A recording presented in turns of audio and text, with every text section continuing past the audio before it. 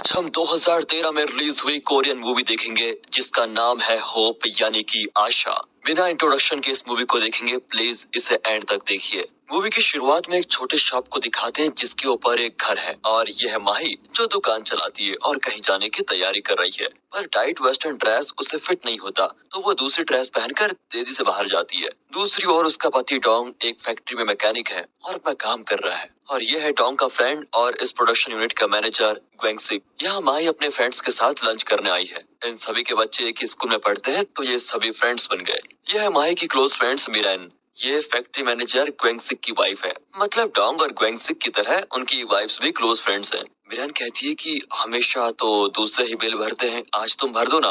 माही को अपना credit card को खींचना ही पड़ता है और बिल आया है $200 का। माही सबको कोसती है कि कितना खाती है ये सब। वहाँ लंच ब्रेक में डोंग और ग्वेंगसिक लेट पहुँचते हैं तो खाना खत्म हो चुका होता है। एक ही चिकन पीस बचा है और हे मूवी के चाहने वालों, हम आपके लिए लेकर आए हैं एक धमाका ऑफर।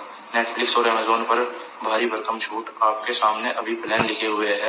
से घूरने लगता है तो डोंग उसको एक टुकड़ा दे ही देता है, और यह है डोंग और माही की इकलौती बेटी सोवोन। वहीं ग्वेंगसिक और मिरेन की 3 है। चारों बच्चे एक ही स्कूल में पढ़ते हैं, लेकिन ये लड़के सोवोन को अपने साथ नहीं खिलाते। लड़कों में से एक का नाम है यंग और ये तो सोवोन के मुंह पे कह देता है कि हम गर्ल्स के साथ नहीं खेलते। अब डोंग, माही और सोवोन घर पर होते हैं, लेकिन एक दूसरे से बातें करने के बजाय सभी अपनी अपनी धुन में मस्त होते हैं। डोंग टीवी पर मैच देखता है और माही की बातों का सिर्फ हाँ या ना में जवाब देता रहता है। माही को लगता है कि डोंग धीरे धीरे उनसे अलग हो रहा है, इसलिए वो बहुत ही परेशान होती है। अगले दिन यंग दुकान के बाहर खड़ा दिखता है। माही पूछती है, क्या तुम मेरी बेटी का इंतजार कर रहे हो? यंग झट से कहता है, नहीं, मेरे भाई लोग दुकान के अंदर हैं, उन्हें लेने के लिए आया हूँ। ये कहकर वो लड़कों को लेकर चला जाता है। फिर बारिश होने लगती है तो डोंग कोई आवाज सुनकर बाहर देखता है। वहाँ किसी शराबी ने अपनी बोतल फेंकी होती है और दुकान से कुछ चुरा कर भाग गया है। डोंग बोतल को कचरे में फेंकता है और छतरी लेकर ऑफिस जाता है। अब सुवोन स्कूल के लिए रेडी हो जाती है।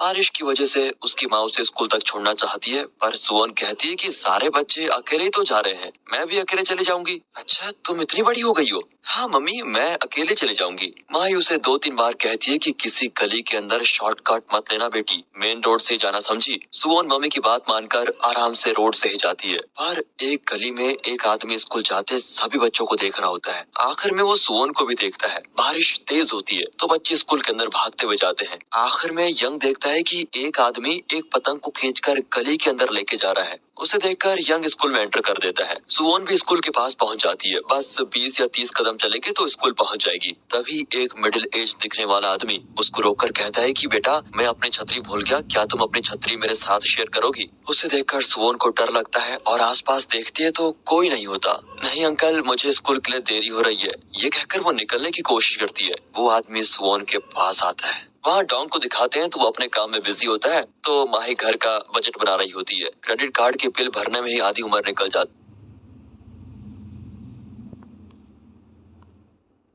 है। साइड के पास एक गली में सुवोन को दिखाते हैं तो वो अपने काम में बिजी होता है, तो माही घर का बजट बना रही होती है। क्रेडिट कार्ड के बिल भरने में ही आधी उम्र निकल जाती है। ये सोचकर वो बहुत ही परेशान होती है। वहाँ एक कंस्ट्रक्शन साइट के पास एक गली में सुवोन की येलो छतरी टूटी पड़ी होती है। हर तरफ कचरा होता है। एक पुराने रस्टर्ड कंटेनर के अंदर तहस नहस हालत में सुवोन पड़ी होती है। पूरे शरीर से खून निकल रहा होता है। उसकी ये हालत करके वो आदमी चला गया। ये बच्ची अधमरी हालत में भी ताकत जुटाकर फोन पर इमरजेंसी नंबर 119 को कॉल करती है, जिससे फोन का लोकेशन ऑटोमेटिकली ट्रेस होकर पुलिस को इन्फॉर्मेशन मिल जाती है। वहाँ मीरान माही को कॉल करके बताती है कि स्कूल के पास किसी आदमी ने एक बच्ची का बुरा हाल कर दिया है, उसे एम्बुलेंस में लेके जा रहे हैं। दरअसल मीरान भीड़ में फंसी भी होती है तो वो जानती भी नहीं कि वो माही की बेटी सुवोन है।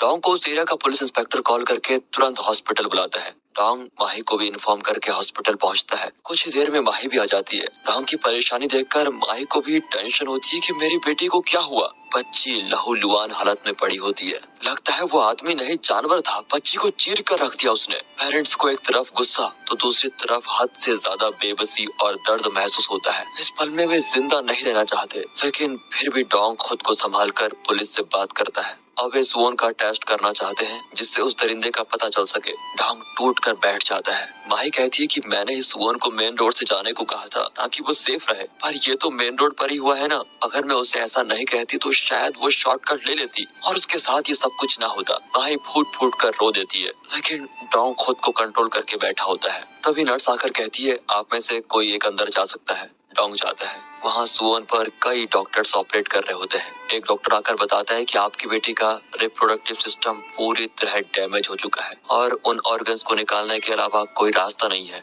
इतना ही नहीं, उसका एनएस और इंटेस्टाइन्स में ज्यादातर डैमेज हो गए हैं, इसलिए उसकी एनएस को बंद करके स्टिच करना पड़ेगा। वो नॉर्मल तरह से मलमूत्र को डिस्पोज नहीं कर सकती और उम्र भर उसे एक कोलोस्टोमी बैग यूज करना पड़ेगा जिसके अंदर उसकी बॉडी का वेस्ट जमा होगा। जब वो भर जाएगा तो उस बैग को क्लीन करके फिर उसे यूज कर सकते हैं। उसके पेट में एक होल करके उसके इंटेस्टाइन को बाईपास के द्वारा उस होल से कनेक्ट करेंगे। इसके लिए काफी सारी सर्जरीज करनी पड़ेंगी और हमें ये सब कुछ करने के लिए आपकी परमिशन चाहिए। डोंग की आंखों के सामने बिल्कुल अंधेरा छा जाता है और लगता है पूरी दुनिया टूटकर बिखर गई है। वो भी कह देता है कि आपको जो करना है कीजिए, बस मेरी बेटी की जान बचा दीजिए। डोंग बाहर आता है तो माही पूछती है क्या मेरी बेटी मर तो नहीं गई। डोंग कहता है नहीं। फिर माही अंदर जाकर सुवोन को देखती है तो सह नहीं पाती और बाहर चली आती है। डोंग बेचारा रो रहा होता है लेकिन हिम्मत जुटाकर अपनी बेटी के पास जाता है। वो पूछती है मम्मी कहाँ है। वो भी कह देता है कि बेटा यहाँ पर सिर्फ एक जन अलाउड है, इसलिए मैं आ गया, मम्मी कल आएगी। सुवोन ठीक से बात तक नहीं कर पाती लेकिन फिर भी पूछती है कि मेरी वजह से आपको ऑफिस मिस करना पड़ा है ना पापा। मम्मी भी शॉप खोल नहीं पाई होगी है ना। मैं आप दोनों को डिस्टर्ब नहीं करना चाहती थी, इसलिए मैंने 119 को कॉल किया। डोंग की आवाज ही बंद हो जाती है लेकिन कहता है तुमने एकदम ठीक किया बेटी, तुम तो बड़ी स्मार्ट निकली। सुवोन बताती है कि वो आदमी मुझे बहुत गंदी जगह लेके गया पापा, उसके पास गंदे बैग्स थे और वो भी गंदा आदमी है। उसने मेरे साथ बहुत गंदा किया पापा, वो गुंडा आदमी है। मुझे उसका फेस अच्छी तरह याद है और मैं उसको पहचान भी सकती हूँ। उसे आप जरूर पकड़ना और सख्त से सख्त सजा देना। पर ऐसे आदमी सड़क पर क्यों घूमते हैं। इस तरह वो बेचारी बड़बड़ाती रहती है। फिर कहती है पापा मुझे टॉयलेट करना है, कंट्रोल नहीं हो पा रहा है। ऑपरेशन के बाद उसकी बॉडी का वेस्ट अपने आप बाहर जाता रहेगा, वो उसके कंट्रोल में नहीं होगा। डोंग अंदर से तड़प रहा होता है और उसके हाथ पैर बिल्कुल ठंडे पड़ जाते हैं। वो लाचार होकर बाहर आ जाता है। फिर वो पुलिस स्टेशन जाता है तो पता चलता है कि सुवोन के नाखूनों से मिले स्किन पीसेस, डीएनए वगैरह, इस सब कुछ से उस आदमी का पता चल चुका है। पर वे पूछते हैं क्या सुवोन उसे आइडेंटिफाई कर पाएगी, क्या वो इस हालत में है। डोंग हॉस्पिटल जाकर माही को ये बात बताता है तो वो चिल्लाती है तुम इतने बेरहम हो क्या। मेरी बेटी नर्क में जाकर आई है, उस बात को भुलाने की कोशिश कर रही है और तुम उस दरिंदे का चेहरा दिखाकर उसे फिर उसी नर्क में भेज रहे हो। तभी पुलिस ऑफिसर जिसका नाम सुकी है, वो जंगसुक नाम की एक साइकेट्रिस्ट का जिक्र करती है जो इस तरह के ट्रॉमा से बाहर निकालने में लोगों की मदद करती है। वो कहती है कि उसकी काउंसलिंग से सुवोन इस सदमे से बाहर आ पाएगी। माही उस पर भी चिल्लाती है कि मेरी बेटी किसी साइकेट्रिस्ट से बात नहीं करेगी। अब सुकी डोंग को बताती है मैंने जंगसुक से बात कर ली है, आप कल सुवोन के फेवरेट चीजें लेके आ जाइएगा। वो सब कुछ साइकेट्रिस्ट जंगसुक ने मंगाए हैं। डोंग घर जाता है तो वहाँ सुवोन की बनाई हुई ड्राइंग्स, पेंटिंग्स वगैरह होती है। उसने अपनी फैमिली की और फेवरेट कार्टून कैरेक्टर्स की पेंटिंग्स बनाई होती है। डोंग वो सब कुछ उठा लेता है। अब जंगसुक उन चीजों को लेकर सुवोन से मिलती है। वो पूछती है क्या तुम बात कर पाओगी। सुवोन ना में जवाब देती है। ओके कोई बात नहीं, क्या तुम हाँ या ना करके सर हिला सकती हो। वो हाँ में जवाब देती है। जंगसुक पूछती है क्या मैं खूबसूरत हूँ। वो ना करके सर हिलाती है। जंगसुक मुड़कर पुलिस के कैमरा को बताती है इस वक्त ये बच्ची दिमागी तौर पर बिल्कुल नॉर्मल और कॉन्शियस है। इसने ठीक पहचान लिया कि मैं खूबसूरत नहीं हूँ। ठीक है बेटा, उस दिन बारिश में जिस आदमी ने तुम्हारे साथ बुरा किया था, क्या तुम उसे पहचान पाओगी। वो हाँ करती है। वे एक एक करके फोटोज दिखाते हैं जिसमें सुवोन उस आदमी को पहचान लेती है। फिर 4-5 लोगों को एक ही फ्रेम में दिखाकर आइडेंटिफाई करने को कहते हैं। उसमें भी सुवोन उस आदमी को पहचान लेती है। अब पुलिस उस आदमी को अरेस्ट करने के लिए निकलते हैं। यहाँ जंगसुक डोंग को अपना कार्ड देकर कहती है कि आप दोनों को और सुवोन को मेरी मदद की जरूरत पड़ेगी तो मुझे कॉल कीजिएगा। पर माही किसी की मदद नहीं लेना चाहती। पुलिस वाले उस आदमी के घर पर जाकर आवाज देते हैं कि हम कचरा लेने के लिए आए हैं। वो विंडो खोल के देखता है तो उसे पकड़कर अरेस्ट कर लिया जाता है। अब वे डोंग को कॉल करके बताते हैं तो डोंग तुरंत स्टेशन आता है। वहाँ मीडिया वालों की भीड़ लगी होती है। सुकी डांटती है कि आप यहाँ क्यों आए, प्लीज जल्दी चले जाइए। और इतने में मीडिया वाले उसे घेर लेते हैं कि क्या आप ही उस लड़की के पिता हैं।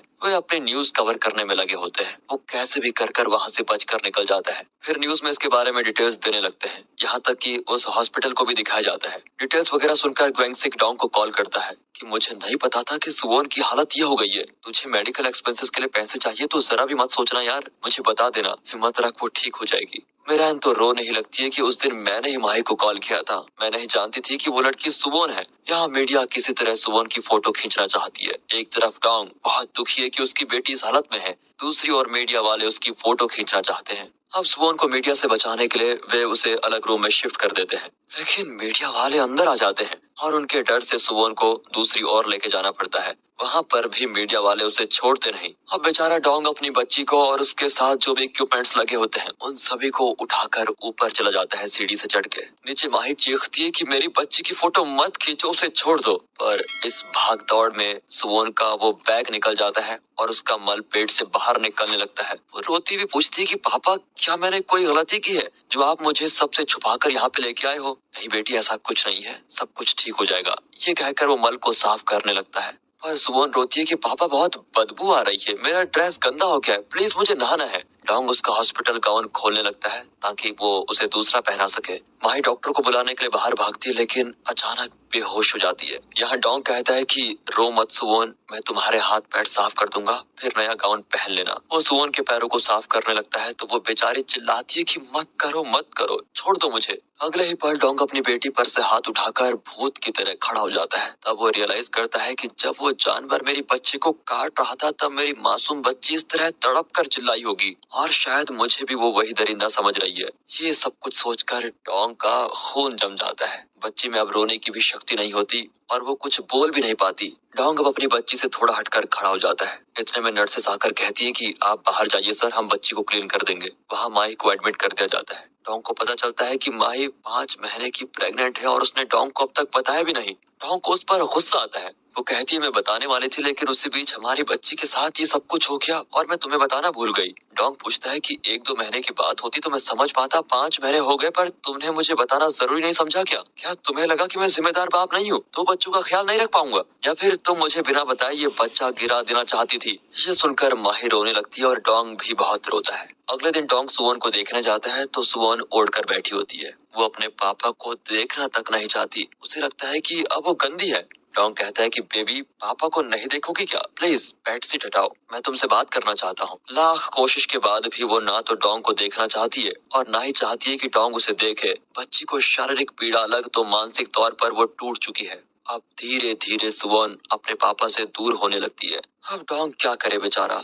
वो ग्वेंगसिक को कॉल करके कहता है कि ट्रीटमेंट और हॉस्पिटल फीस के लिए मुझे कुछ पैसों की जरूरत है। मेरे क्रेडिट कार्ड की क्रेडिट लिमिट भी क्रॉस हो चुकी है, मैं तुम्हें जल्दी पैसे लौटा दूंगा। ग्वेंगसिक कहता है तू देने के बारे में अभी फिक्र मत कर, मैंने कुछ पैसे जमा कर रखे हैं, वो मैं तुझे ट्रांसफर कर दूंगा। तो बस बच्ची का ख्याल रख यार। फिर डोंग इस केस की सुनवाई के लिए कोर्ट में जाता है। तभी मीरान माही को देखने आती है। वो माही के लिए उसका पसंदीदा खाना बनाकर लाई होती है। वो खाना परोसते हुए कहती है तुम रोती रहोगी और ठीक से नहीं खाओगी तो बच्चा हेल्दी कैसे होगा, चलो खा लो। असल में माही मिरान पर गुस्सा है क्योंकि उसे लगता है कि उस दिन मिरान जानती थी कि एम्बुलेंस में जिस बच्ची को लेके गए थे वो सुवोन थी, लेकिन फिर भी उसने माही को नहीं बताया। इस बात पर मिरान से वो गुस्सा थी। अब मिरान उसे डांटती है कि मैं इतने सालों से तुम्हारी फ्रेंड हूँ और तुमने मुझे इतनी बुरी औरत समझा है। मैं तुमसे मिलने के लिए इस हॉस्पिटल में 10 बार आ चुकी हूँ, पर हर बार मुझे डर होता है कि कहीं तुम मुझे गलत समझोगी, मुझ पर चिल्लाओगी, इसलिए तुमसे मिलने की हिम्मत में जुटा नहीं पाई और वापस चली गई। माही पूछती कि अगर सच्ची दोस्त हो तो मेरी थोड़ी डांट भी खा लेती, लेकिन मुझे मिलने क्यों नहीं आई?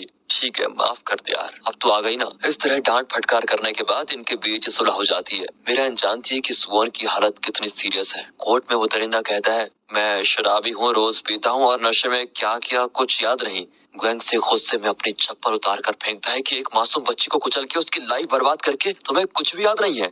यहाँ हॉस्पिटल में सुवोन से मिलने उसके फेवरेट कार्टून कैरेक्टर्स आते हैं। उनको देखकर सुवोन थोड़ी खुश होती है और हंसने लगती है। थोड़ी देर बाद उन लोगों को कॉस्ट्यूम के अंदर बहुत गर्मी होती है और एक कार्टून बाहर आता है। ये तो सुवोन की माँ है। फिर दूसरी कार्टून बाहर आती है और ये मिरान है। फिर तीसरी कार्टून ये पुलिस ऑफिसर सुकी है। वो छुट्टी लेकर सुवोन को खुश करने के लिए आई है बेचारी। इस तरह सुवोन के लिए ये तीनों मिलजुल कर सब कुछ कर रही होती है ताकि वो खुश रहे, और सुवोन उस दिन बहुत खुश होती है। अपनी बच्ची को हंसते हुए देखकर दोनों पेरेंट्स भी खुश होते हैं। दोनों अपने क्रेडिट कार्ड से उन कॉस्ट्यूम्स का भाड़ा $150 दे देते हैं। वो पूछता है कि 2 हफ्तों के लिए एक कार्टून कॉस्ट्यूम का कितना लगेगा। वो $300 बताता है, पर वो उसे अफोर्ड नहीं कर सकता। तो वो आदमी एक पुराना कॉस्ट्यूम फ्री में दे देता है। ये आदमी डोंग को जानता भी नहीं, लेकिन वो भी चाहता है कि सुवॉन खुश रहे। यहाँ जंगसुक माही को बताती है कि मेरी बेटी 18 साल की थी जब उसे एक दरिंदे ने तहस नहस कर दिया था। वो शारीरिक और मानसिक पीड़ा सह नहीं पाई और उसने खुद को खत्म कर लिया। उसके बिना मेरी जिंदगी का कोई मतलब ही नहीं था। मैंने भी गाड़ी को तेज ड्राइव किया और एक पेड़ से टकराकर पास की झील में गिर गई। मैं जिंदा तो बच गई, पर मैं अपने दोनों पैर खो बैठी। तब मैंने फैसला किया कि लाइफ की मुश्किलों को पार करके आगे बढ़ने में मैं अपने जैसे लोगों की मदद करूंगी। फिर मैंने साइकोलॉजी स्टडी की और एक साइकेट्रिस्ट काउंसलर बन गई। दूसरी ओर डोंग कार्टून कॉस्ट्यूम में सुवॉन के पास जाता है और उससे बात करने लगता है। सुवॉन खुशी खुशी उसके साथ खेलती है। जंगसुक धीरे धीरे सुवॉन की मानसिक स्थिति को नॉर्मल करने की कोशिश करती है। उसके साथ तरह तरह के गेम्स खेलती है। जंगसुक पूछती है कि तुम इस कमरे से बाहर क्यों नहीं जाती। सुवॉन कहती है सब मुझे देखेंगे, मेरे बारे में सब बुरा कहेंगे तो मुझे बहुत शेमफुल लगेगा। तुम्हें शेमफुल क्यों लगेगा बेटी? क्योंकि सब मुझे गंदी लड़की कहेंगे। जंगसुक प्यार से समझाती है कि तुम बहुत ही अच्छी लड़की हो, बुरा तो वो आदमी है और उसे शर्मानी चाहिए, तुम्हें नहीं। अब यहाँ यंग को दिखाते हैं जो डोंग की शॉप के अंदर झांकता है कि सुवॉन वापस आ गई है या नहीं। फिर वो दरवाजे पर एक पेपर चिपका के जाता है जिसमें क्लासरूम के नए रूल्स और होमवर्क लिखे होते हैं। सुवॉन थोड़ी सहजता से बात करती है तो जंगसुक उस दिन के बारे में उससे पूछ लेती है। सुवॉन कहती है कि उस दिन बारिश हो रही थी, मैं अपना ब्यूटीफुल येलो अम्ब्रेला लेकर स्कूल जा रही थी। तभी एक आदमी बारिश में भीग रहा था। उसने कहा कि मैं अपनी छतरी भूल गया हूँ बेटी, क्या तुम अपनी छतरी में मुझे मेरे घर छोड़ दोगे? मुझे भी लगा कि बेचारे अंकल बारिश में भीगेंगे तो बुखार वगैरह हो जाएगा, इसलिए मैंने छतरी अंकल को दे दी और उन्हें घर तक छोड़ने गई। घर ले जाकर उसने मुझे बहुत मारा, बहुत खून निकाला, मुझे बहुत दर्द हो रहा था। और फिर इस तरह उस दिन की घिनौनी बातों को वो बच्ची जंगसुक को बता देती है। यहाँ डोंग और माही के फ्रेंड सुवॉन के मेडिकल एक्सपेंसेस के लिए पैसा इकट्ठा करते हैं। इस तरह दिन गुजरते हैं और सुवॉन के घाव थोड़े ठीक होने लगते हैं और उसे डिस्चार्ज कर दिया जाता है। डोंग ग्वेंगसी की कार में सुवॉन को घर लेके जाता है, लेकिन सुवॉन अब भी किसी आदमी को देखना नहीं चाहती, इसलिए डोंग अपनी सीट के पीछे एक स्क्रीन लगाकर ड्राइव करता है। रास्ते में वे उस गली को क्रॉस करते हैं जहाँ सुवॉन ने उस दिन नर्क की वेदना झेली थी। सुवॉन को फिर वही डर जकड़ लेता है और उसे उल्टी आ जाती है। उसे सांस लेने में भी दिक्कत होती है। माही कहती है कि डरो मत बेबी, हम घर आ गए हैं, कुछ नहीं होगा। फिर माही उसकी ड्रेस वगैरह साफ करके उसे घर लेके जाती है। नीचे दुकान की ग्लास पर उसके स्कूल के बच्चों और नेबर्स ने ढेर सारे गेट वेल सून और इंस्पिरेशनल कार्ड चिपकाए होते हैं। उन सबको देखकर सुवॉन के अंदर धीरे धीरे आत्मविश्वास आने लगता है कि वो सेफ है और उसके फ्रेंड्स उसके साथ हैं। वे घर में सुवॉन की चीजें सेट कर रहे होते हैं तो यंग वहां आकर पूछता है क्या सुवॉन घर आ गई? डोंग बोलता है हाँ आ गई बेटा, वो ऊपर है, तुम जाकर उससे मिल लो। पर वो बहुत ही परेशान दिखता है और कहता है कि अंकल उस दिन सुवॉन मेरे पीछे चल रही थी, अगर मैं थोड़ा रुककर उसे अपने साथ स्कूल लेके जाता तो उसके साथ ऐसा कभी नहीं होता, मेरी गलती है, अंकल मुझे माफ कर दीजिए प्लीज। ये कहकर वो बेचारा रोने लगता है। उसकी मासूमियत और सच्चाई के आगे डोंग कुछ नहीं कह पाता और उसे दिलासा देता है कि तुम्हारी कोई गलती नहीं है। अब सुवॉन का वो क्लोस्टोमी बैग दिखाते हैं जिसके अंदर उसके शरीर का वेस्ट कलेक्ट होता रहेगा। सुवॉन को पूरी उम्र उसे पहन कर रखना पड़ेगा और रेगुलरली साफ करते रहना होगा। कुछ दिन के बाद वो स्कूल के लिए रेडी होती है तो पूछती है कि मम्मी ये मेरे पेट में लगा प्लास्टिक बैग आवाज कर रहा है, सब पूछेंगे ये आवाज क्यों आ रही है तो मैं क्या बताऊंगी। तब मिरेन आकर कहती है कि आज मैं तुम्हें स्कूल लेके जाऊंगी, कोई कुछ नहीं पूछेगा। रास्ते में उस गली के पास जाकर सुवॉन रुक जाती है कि इसके आगे जाऊं या नहीं। तब वो मुड़कर देखती है कि उसके पीछे यंग और उसके फ्रेंड्स आ रहे हैं और उन सब के पीछे कार्टून कॉस्ट्यूम में डोंग खड़ा होता है। कार्टून को देखकर सुवॉन के चेहरे पर फिर से स्माइल आती है और उसे थोड़ी हिम्मत भी आती है। फिर वो उस जगह को क्रॉस करके स्कूल जाती है। डोंग उसी कॉस्ट्यूम में स्कूल जाकर सुवॉन की क्लास टीचर से कहता है कि मेरी बेटी आदमियों से घबराती है, इसलिए आप क्लास की मेल टीचर से कहिए कि वो सुवॉन के पास ना आ जाए और दूर से उससे बात करें। टीचर भी कह देती है कि देखिए आप फिक्र मत करिए, मैं इस बात का पूरा ध्यान रखूंगी। यहाँ माही और डोंग सोचते हैं कि क्लोस्टोमी बैग की आवाज का आप करें क्या। माही और डोंग उसका भी रास्ता निकाल लेते हैं। वे एक प्यारे से बैग में कुछ टॉफीज चॉकलेट्स वगैरह भरकर सुवॉन के बेड पर रख देते हैं। सुबह सुवॉन उस बैग को देखती है तो उसे बहुत पसंद आता है और वो उसे स्कूल लेके जाती है। यंग कहता है कि आंटी आज मैं सुवॉन को स्कूल लेके जाऊंगा, उसे मेरा चेहरा देखना पसंद नहीं होगा तो मैं उसके पीछे पीछे जाऊंगा और उसे सेफली स्कूल पहुंचा दूंगा। सुवॉन कहती है मुझे डर नहीं है, मैं अकेले चले जाऊंगी। और माही समझाकर उसे यंग के साथ भेजती है। यहाँ लंच के बाद डोंग फैक्ट्री से परमिशन लेकर सुवॉन के स्कूल जाता है और प्लेग्राउंड में डांस करने लगता है। सुवॉन उसको देखकर बहुत खुश होती है। छुट्टी के बाद सुवॉन स्कूल से घर लौट ही रही होती है तो यंग और उसके फ्रेंड्स पूछते हैं, ये तुम्हारे अंदर से प्लास्टिक पेपर की आवाज क्यों आ रही है?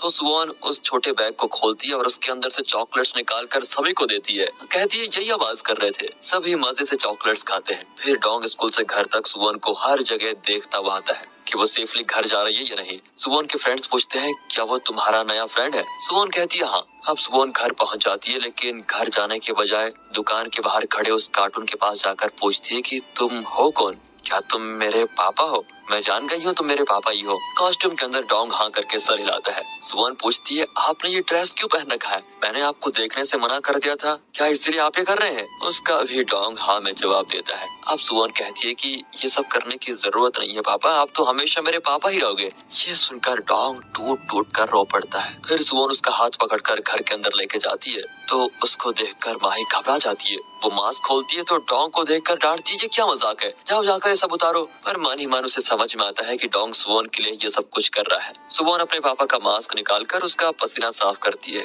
और आंसू से भरी उसकी आंखें भी पोंछती है। डोंग बहुत खुश होता है कि उसे अब डरने की जरूरत नहीं है और ना ही इस कॉस्ट्यूम को पहनने की। कोर्ट की अगली सुनवाई से पहले डोंग उस अक्यूज से बात करने जेल में जाता है। वो आदमी इनोसेंट की तरह कहता है कि मुझे पता नहीं मैंने नशे में क्या किया, अगर मैंने सच में आपकी बच्ची के साथ इतना बुरा किया तो मुझे फांसी होनी चाहिए। मुझे तो ये भी नहीं पता कि आपकी बेटी कैसे दिखती है। डोंग गुस्से में उस पर चिल्लाता है तो वो कहता है, प्लीज मुझे जेल मत भेजिए, मैं अपनी लाइफ की पूरी कमाई आपको देने के लिए तैयार हूँ। वैसे आपकी बेटी बिल्कुल आपकी तरह दिखती है, मतलब इसे सब कुछ याद है लेकिन सबके सामने ड्रामा कर रहा है। फिर कहता है कि अगर मुझे जेल भी हो गई तो 10-12 साल के बाद बाहर आ जाऊंगा। तुम्हारा घर तो मैं जानता ही हूँ, फिर देखना तुम्हारी बेटी का क्या क्या करूंगा। ये सुनकर डोंग का गुस्सा कंट्रोल नहीं होता और वो चेयर उठाकर मार देता है। वापस घर आते वक्त गैंगसिक कहता है कि जो हुआ उसे बुरा सपना समझकर भूल जाओ, इस तरह रोज रोज मरने से तो वही अच्छा होगा। डोंग गाड़ी रोकने को कहता है और पूछता है, अगर तुम्हारे बच्चे के साथ ऐसा हुआ होता तो क्या तुम भी उसे बुरा सपना समझकर भूल जाते? कहना आसान है दोस्त, करना मुश्किल है। ये कहकर वो